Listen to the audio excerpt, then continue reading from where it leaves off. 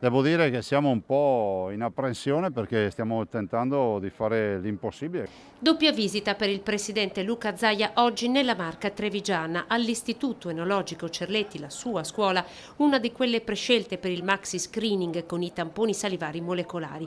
Poi a Codognè con la presentazione del nuovo polo logistico Piave Servizi, dove di nuovo è tornato a parlare dell'impegno della regione. Stiamo facendo l'impossibile, ha detto, per mantenere il nuovo anno scolastico in presenza e i presupposti ci sono.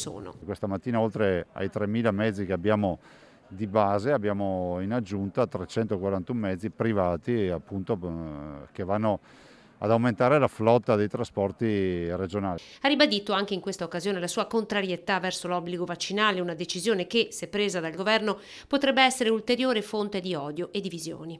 Ho l'impressione che l'obbligatorietà, e lo dico da vaccinato, quindi a me non cambierebbe nulla, l'obbligatorietà creerebbe ancora più dibattito, ancora più astio, e soprattutto voglio anche sottolineare che a mio avviso l'obbligatorietà poi porta a un altro tema, che gli irriducibili comunque non si vaccinerebbero, per cui il risultato non lo raggiungiamo. Noi invece dobbiamo comunicare. La scelta di calmierare il costo dei tamponi per i soggetti, vedi personale scolastico, sui quali pesa ad oggi l'obbligo vaccinale, potrebbe essere presa dal generale Figliuolo.